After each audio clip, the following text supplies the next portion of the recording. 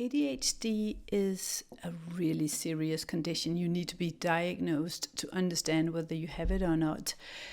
It can truly ruin lives. So you can feel paralyzed, you never get things done, you can't complete things that are really important and crucial to your life. You might struggle with OCD, perfectionism, and this sense of paralysis, where you can stand in your own home and scroll all day while you have urgent things to do, or you let things pile up that are important while you are hyper focusing on other things that might be that important for your life and existence. Or you might struggle with binge eating and you can't understand why you cannot stop binge eating on certain foods like high sugar foods, or be addicted to wine or coffee or other stimulants.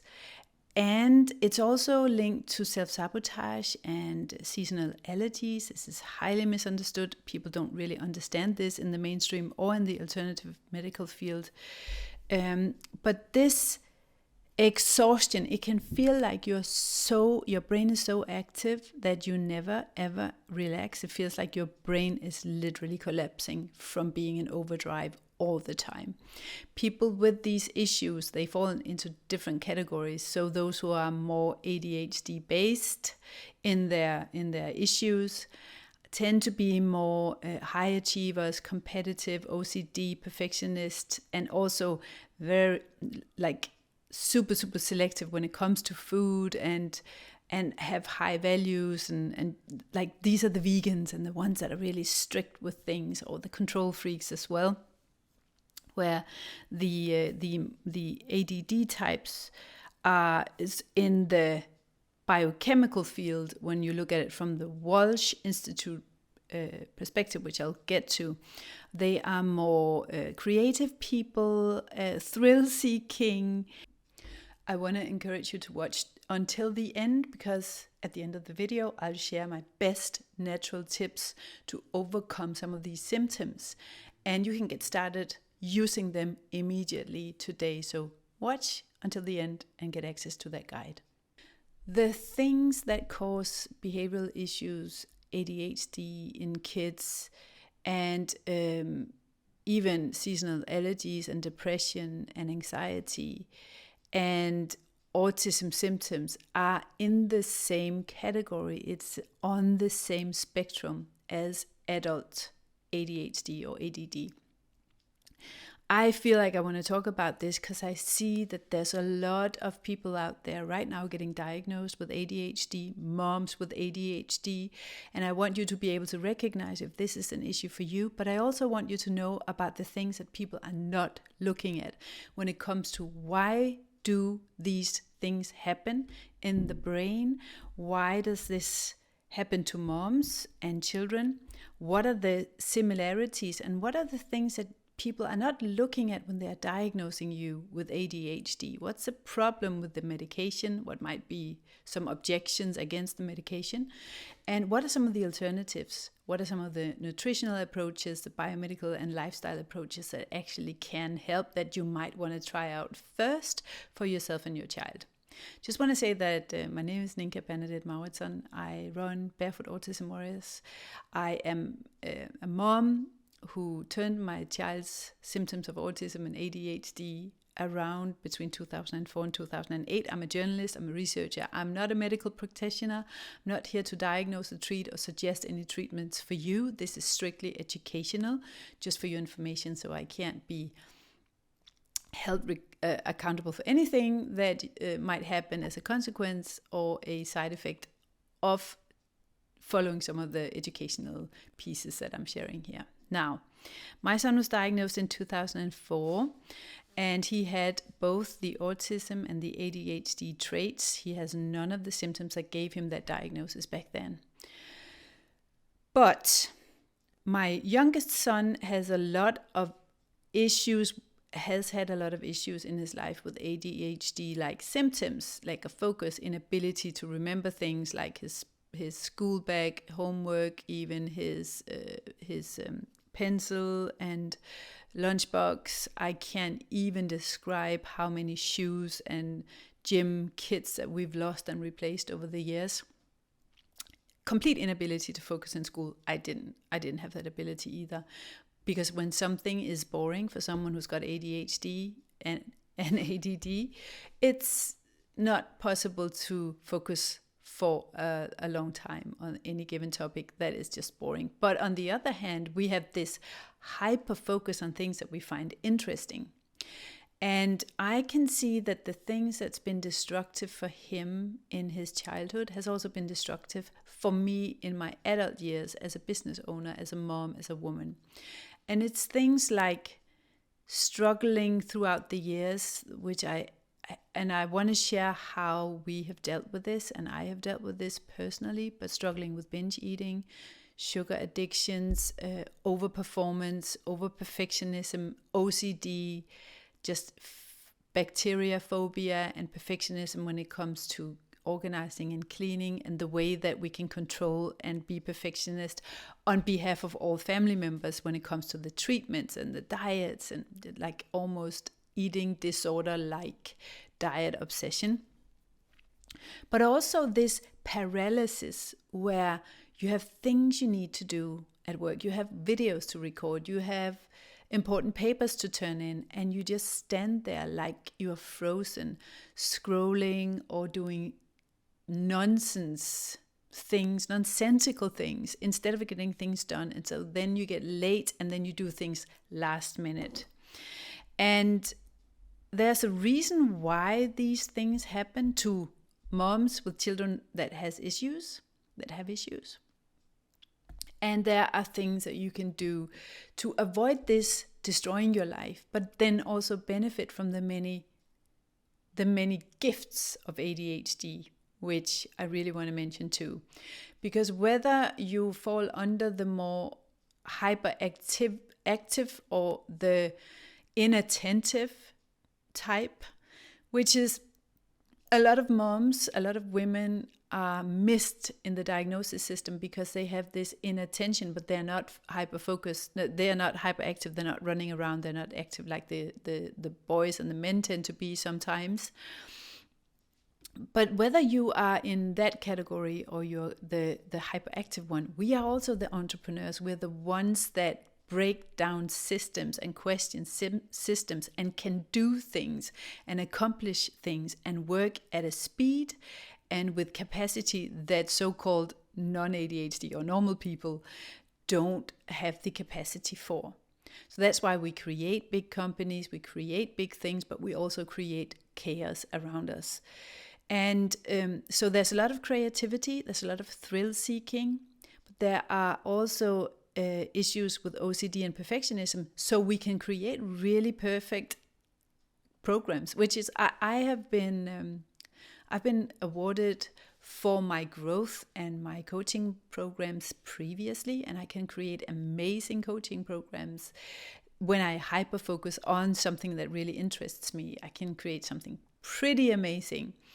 But then I don't have the ability to focus on things that are boring to me, which sometimes are necessary when you're running your own business or going to school or completing an education or even function as a mom or as a wife in a family. So here are some of the misunderstandings in the mainstream diagnosis field. And I even think it's so interesting because I listened to one of the most experienced experts in diagnosing these cases. She was interviewed by a psychologist, and she asked, well, if we change our lives, if we do more mindfulness, if we stay at home, and if we don't work this hard, can we solve this naturally? And is it possible that people will not need medication then? And this expert, this diagnosis expert in the mainstream system said, no, everyone needs medication because we can't all just stay home from work, go for walks in the forest, and just be mindful. We need to function in this world. Wow, that was a massive aha moment for me, and I don't understand why everyone didn't say, okay, so we are medicating ourselves out of this emergency cry for help from our bodies and our children, especially women and children in this case. we're medicating ourselves instead of actually understanding the message behind it and adjusting our lifestyle, our choices and society to that.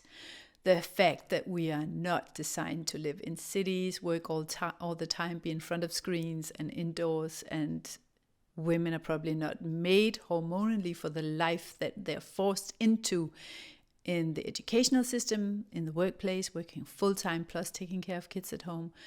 And children are not made to sit down in schools, indoors, all day long, just regurgitating information that other people have regurgitated before them. They're also made for the same things in nature. So that's a massive thing. We are medicating, we're diagnosing, but what is the solution when we get that that diagnosis that everyone wants so badly? Well, we get medication, and yes, that can help some people. It can actually make other people worse, but we'll get to that. Hold on a minute. We're medicating because we cannot offer people the real need that they have and that they express through these symptoms, which is more peace, more nature. Here are some of the massively important and destructive side effects of not understanding ADHD and ADD in moms that can really have serious side effects and consequences for your child's recovery process and for yourself. 1, constant self-sabotage patterns. You will continue to do the opposite of what you want to do. You won't be able to complete and finish any protocol, any recovery program, any intervention, any diet changes, because your brain will not allow it until you understand how to regulate these underlying biochemical issues and emotional issues behind ADHD symptoms. So your child, you're wasting time. Time flies. And it's really important to get to the child early, to start working on the turnaround process for emotional intelligence, for verbal development, cognitive development, so that your child can get to more independence in the future, start speaking, start making friends, stop stimming, stop having these rigidity and ritualistic behaviors. That's important. And if your ADHD symptoms that are based on biochemical, emotional, and environmental insults and problems, if that's not addressed in you will waste time, but you'll also miss important windows for your child's turnaround recovery process, whether your child's got ADHD or autism symptoms. We need to understand this. It can also be extremely destructive for your health because of your dopamine imbalances. So when you have these issues that I'm going to dive into today, you have a tendency for sugar addictions. You have a tendency to drink too much, to work too much, to burn out and over just abuse your brain, because your brain never rests until you address this. And so you will age prematurely and you will be completely overwhelmed. At some point, I collapsed so hard. I couldn't move. I couldn't get up from the couch for over a month. And the binge eating has effects. It affects your metabolism negatively. It can seriously and destroy for life, destroy your metabolism and your weight and your gut health and your nutrient levels, your digestive system. These extremes where you binge and then you're extremely healthy, and then you binge and then you're extremely healthy, or even if you're using alcohol or cigarettes to self-medicate, because this is also a dopamine issue. It's an issue that has to do with low dopamine. And if you're doing that, alcohol, even anything above 2 units per week, will have consequences for your health, your oral health, your mental health, your hormonal health. It's destructive. It's a really toxic substance, alcohol. Same with cigarettes. We'll talk about a healthier way to deal with that, the dopamine issue, in a moment. But so these self-sabotage patterns and these self-medicating behaviors where we use food or we use stimulants to cope with life, because life is really hard when you have these issues, tend to get you to a really bad place with your health. And you can see that many of the influencers who are talking about ADHD, they actually are not that healthy. They either are obese, overweight, or they're severely malnourished on a vegan diet, because this tendency for perfection and OCD that can grab some people, can lead some people into obsessing about food and obsessing about the vegan ideology, and then they get malnourished, their bones break down, they lose their hair, they lose their youth, they lose collagen in the skin texture, they just look aged. Because a vegan diet is a malnourishment diet. It's really hard to get it right in a way that actually rebuilds and repairs and creates healthy bones and skin and structure and cells. And it's the worst diet for ADHD. Vegan diet's the worst diet for most people with ADHD. Some people can get away with it, and I'll tell you who in a moment. So your child will suffer, your health will suffer, your hormones will suffer, your relationship will suffer, because it's not nice to be around someone who's obsessed and OCD and perfectionist and controlling. It's not nice to be with someone who's destroying their own health, whether they are under or overeating as a consequence of it. It's not nice to be around a control freak or someone who's severely depressed a lot of the time, or actually get into mental health issues because of these ADHD symptoms. If you're someone who's over-methylated, and I'll tell you what that means and why that leads to ADHD, or someone who's under-methylated, you can even get into a state of bipolar, high anxiety, very low depression, depending on the biotype. So this is why it's important to deal with now. Okay, I hope you're ready. It's going to get really exciting and biochemical right now. We're going to dive into some of these underlying biomedical and biochemical imbalances, nutrient imbalances that might cause the symptoms that we know as ADHD or ADD, and what you can do to actually understand and adjust this. So Carl Pfeiffer and William Walsh are like the pioneers who've been researching this. And William Walsh, he's a researcher. He's got around 30 years of experience, and he's been looking at 5,600 cases with these symptoms. And he's been looking at their biochemistry. So he's got their urine and their blood tests, blood samples from around 500,000 people. So this is not just guesswork. This is actual facts. And we need to understand what are these issues that are really common when we look at the blood and urine in these cases. So 68% of children and adults with ADHD symptoms had elevated copper levels, copper toxicity. And copper can lead to anxious behavior, agitation, anxiety, aggravation, and aggression, as well as postnatal psychosis and depression. So it can lead to mental health issues that are biochemical but undiagnosed in the mainstream system, because no one's looking at urine and blood when they're diagnosing someone. And we need to really question, is this okay? And is that enough for me, for myself and my child, that I just fill out a questionnaire and I'm not taking a look at what's actually going on inside my body as well? So he looked at 5,600 patients, and 68% of them had elevated copper levels, and 92% had problems with ceruloplasmin. And that's a protein that actually manages copper, which means that that's a lot of people who have issues with copper, if we're looking at the percentage of people who deal with ceruloplasma issues.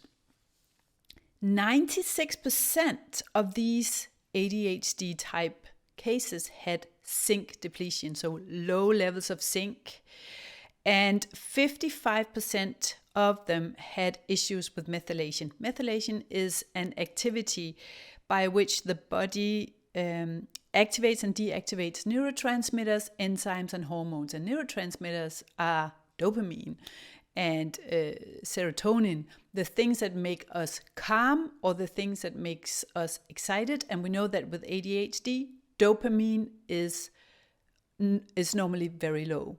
And that is the reason why so many people with ADHD have binge eating disorders and addictions and are thrill-seeking and self-medicating. The adults with ADHD are self-medicating with cigarettes, nicotine, stimulants, sugar, and feel low.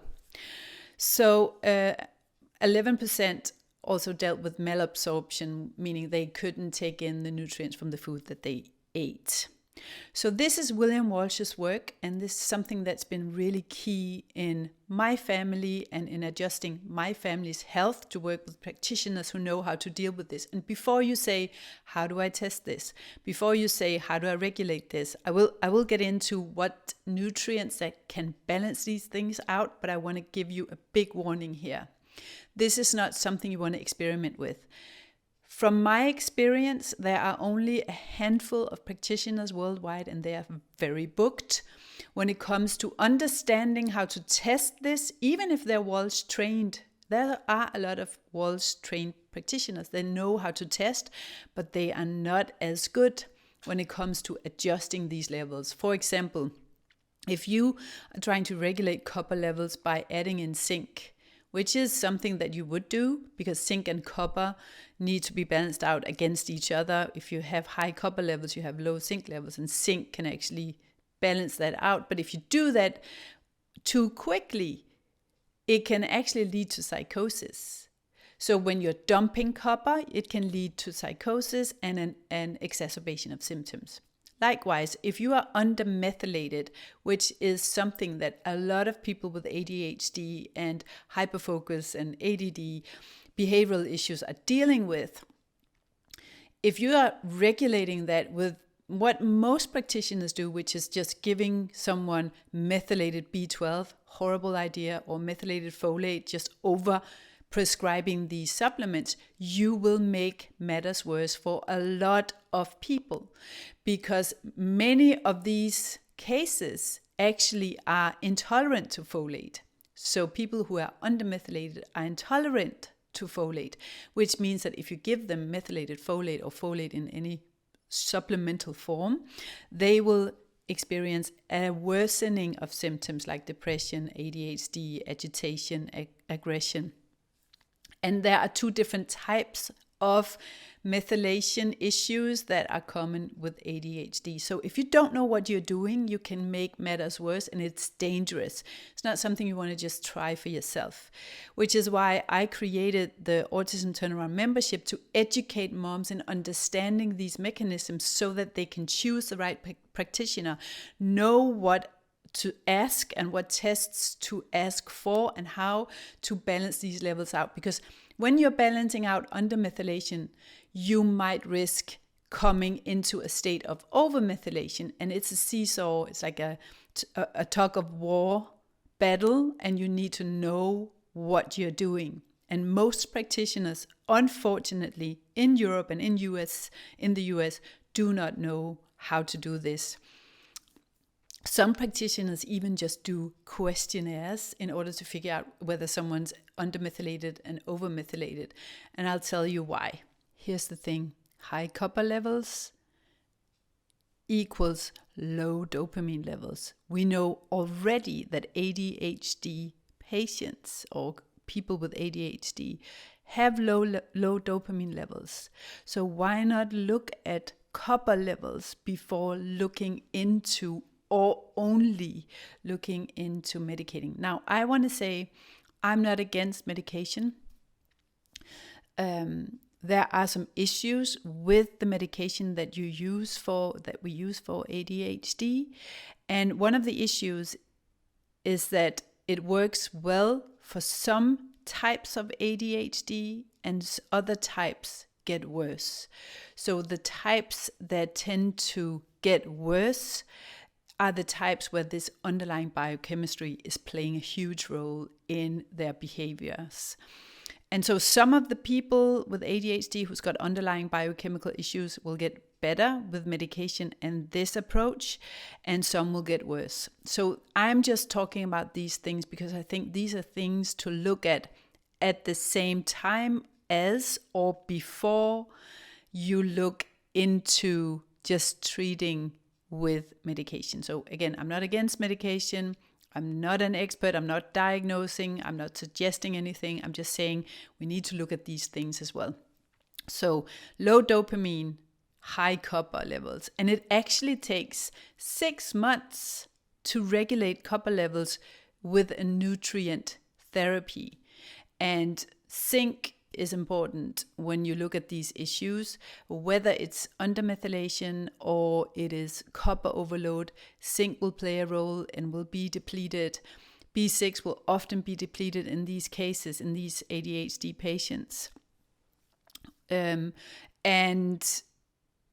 that's something that also happens when, and this is another issue with these ADHD cases that William Walsh figured out, was that a lot of them also have issues with pyrrole disorder, where pyrroles are like a byproduct of hemoglobin, and pyrroles tend to bind to zinc and B6 as well. So we have another issue with so many of these people who have pyrrole disorder and low levels of zinc and B6.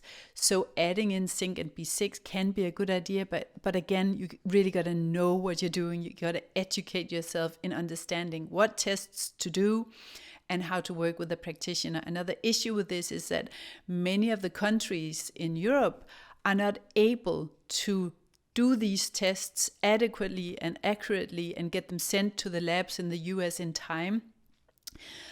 An example is that you got to do the urine tests, for example, need to be done in darkness and need to be kept cold from you take the test and all throughout the transportation, and it cannot be exposed to light.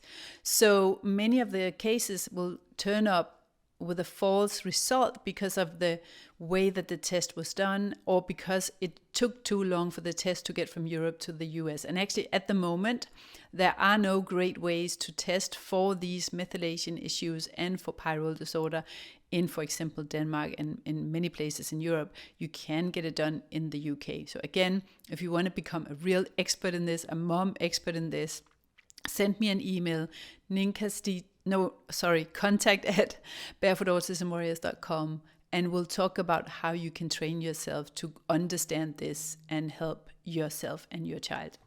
So it can take 6 months to regulate copper levels, which means that you won't see improvement necessarily immediately when you go into these nutrient protocols. Now, what is the problem with the mainstream is that they're not looking at this at all, the mainstream diagnosis system.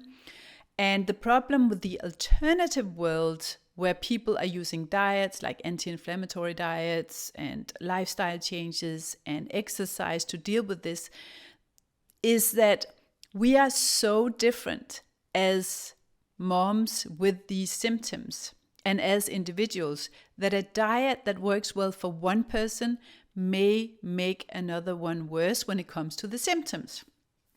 As an example, someone who's undermethylated, meaning that the activity and the activity and the usage of the way that the body activates neurotransmitters and enzymes and hormones and deactivate these enzymes, neurotransmitters and hormones again, is not really working. We have a low level of methyl in the body, which also often means that you have high histamine levels. So low methyl means high histamine. So many of these people also are dealing with seasonal allergies and eczema, and it's actually a methylation issue. So when you're undermethylated, you will not thrive on a vegan diet. You will not thrive if you have a lot of green juices. You will feel worse and get worse over time. And that is because A, you're folate intolerant, meaning you're donating folate on the outside of the cell, but on the inside of the cell, you're depleting folate. It's crazy, but that's what happens, which means that if you take in a lot of folate as a supplemental form or in your diet, the symptoms will get worse. Whereas someone who's overmethylated, that's the opposite. They actually thrive on folate. And that's a whole different story for another video, but it has to do with the dopamine reuptake inhibitor effect that folate has. And so folate is really great for undermethylators. And for overmethylators, they can actually thrive more on a vegetarian diet than undermethylators, who will get worse if they have a lot of greens, if they have a lot of folate, if they have a diet that's rich in histamine, meaning they are not doing well with bone broth either. So that's something to look at. Now, if you just take any like healthy paleo or anti-inflammatory diets and you don't know if you're an overmethylator or an undermethylator, you're playing Russian roulette.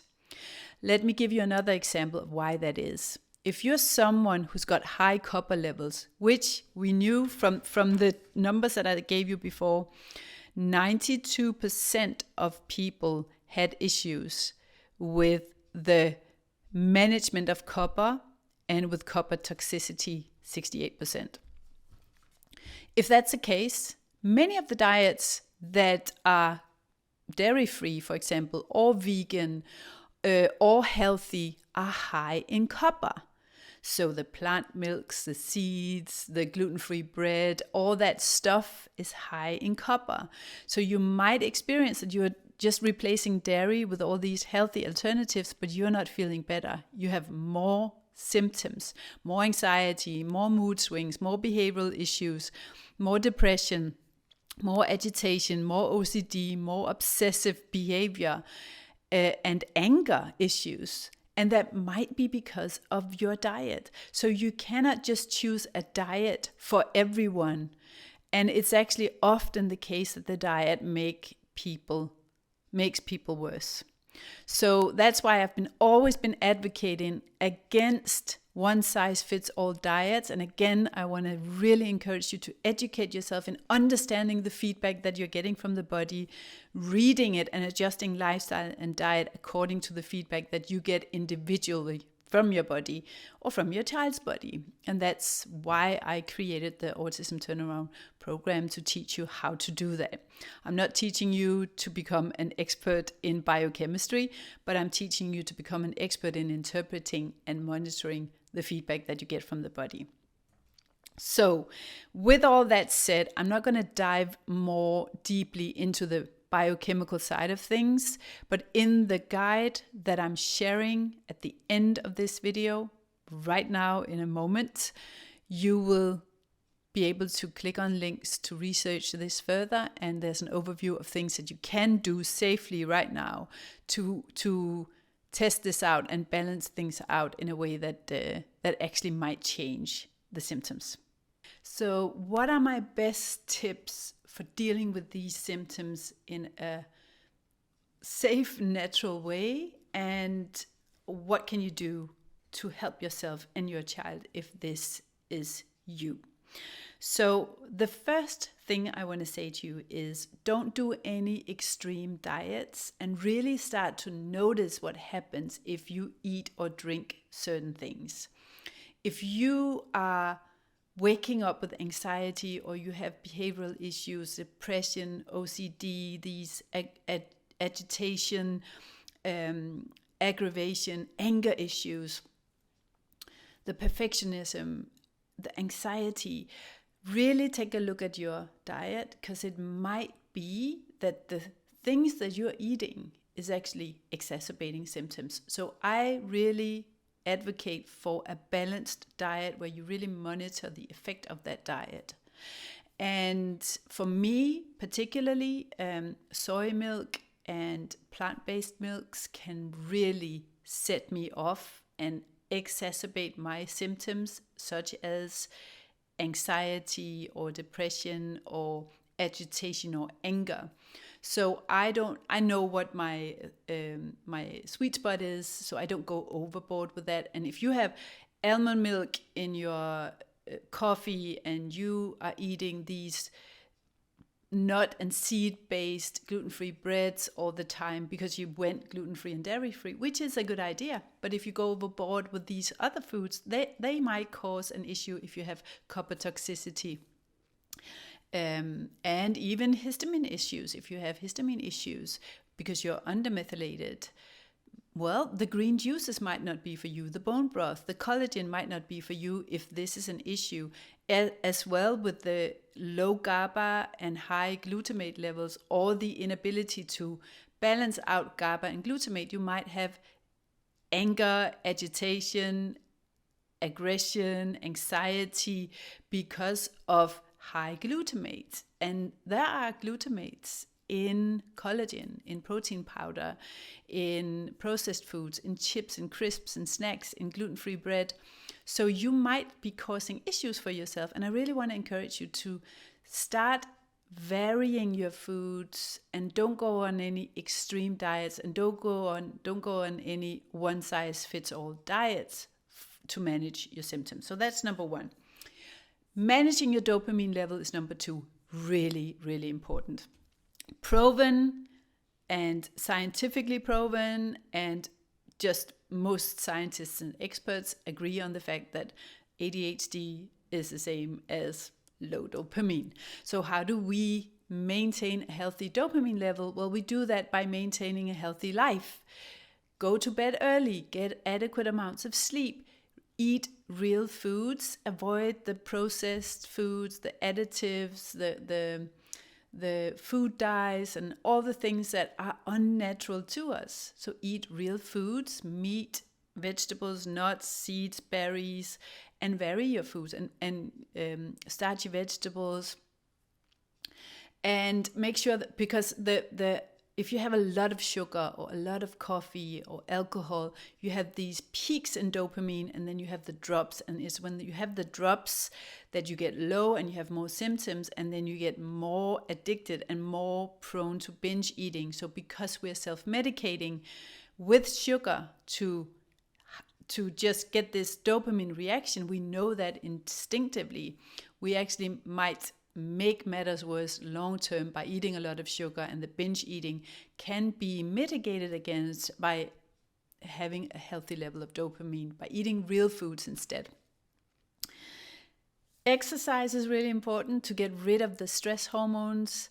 Many times when we are dealing with these symptoms, we have this tendency for paralysis and procrastination, and what actually drives us to action is adrenaline. So we wait for so long that we get this adrenaline rush because we're late for things, or we are missing a deadline, or people are getting upset with us. So we get this adrenaline, and we know that instinctively. So the adrenaline is what drives us. We have a lot of stress hormones in the body when these issues are our thing. ADHD issues are our thing.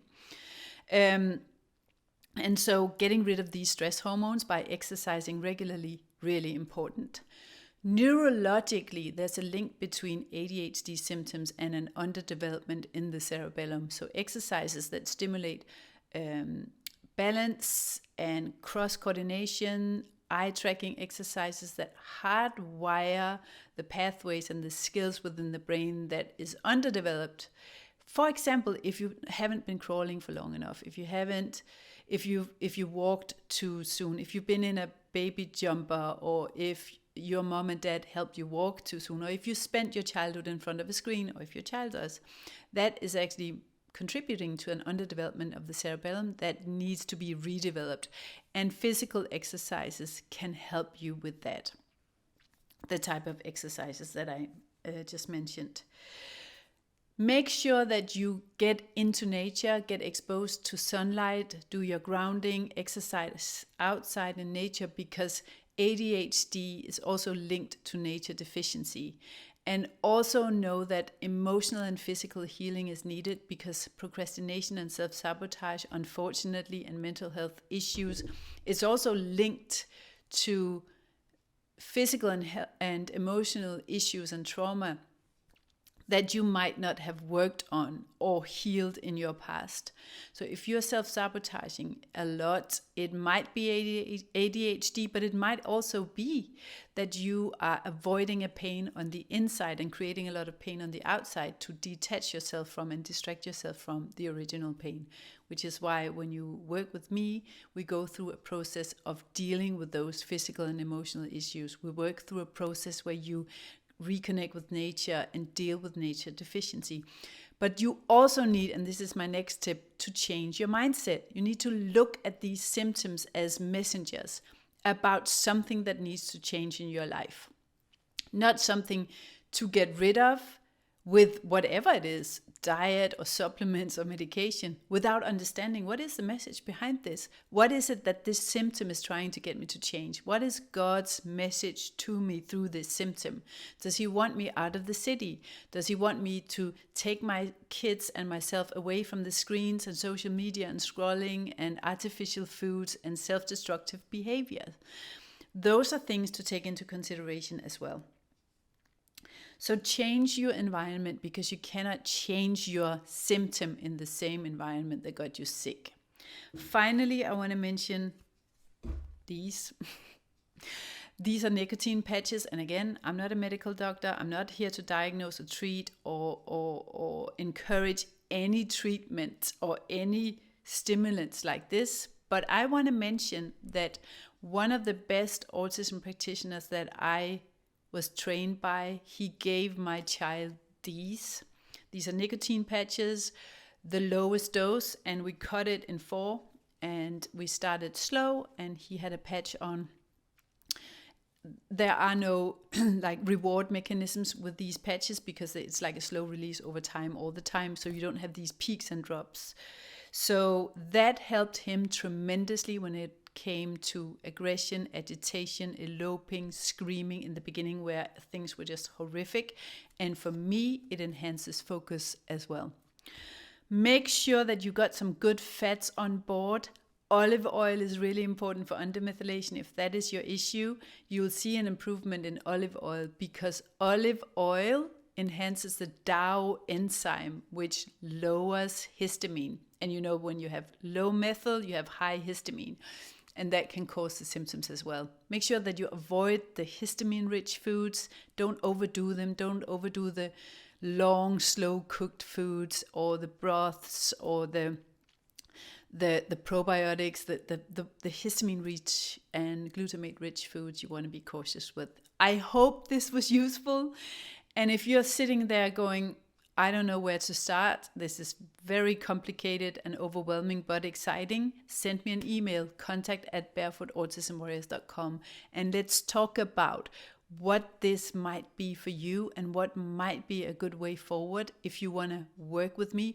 Don't message me to ask me about supplements and tests, because that's not what I'm about. I'm about turning you into an expert and cloning the 16 years of experience that I have as a journalist, as a mom of a child where I turned the symptoms around for himself and myself.